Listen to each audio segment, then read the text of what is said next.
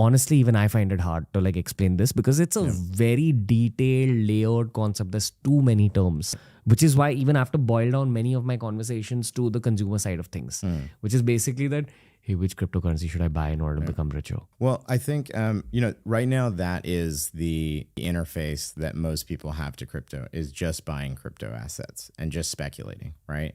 And I think this is like if in the 1950s and 60s, if there were such a thing as podcasts, if there was internet, if somebody asked, the people behind Intel and some of these other early companies, like, what is a computer? Explain to me. They would not be able to say it's a thing you use for email, because email didn't exist. They would not be able to say, it's a thing you use for web browsing, because web browsing didn't exist.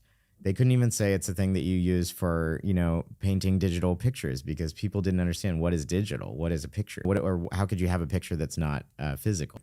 And so at that time, if you ask somebody to explain what is a computer, they would tell you, well, it's memory and a processor, and it works with transistors, and you have bits that flip. They would just explain to you how it works, not what it does. And crypto doesn't have many things for most people that it just does, where you can just say, oh, it's the thing that makes that thing work. But I did give you a couple examples, right? Teleport with you can call cabs that are cheaper because they work on a blockchain.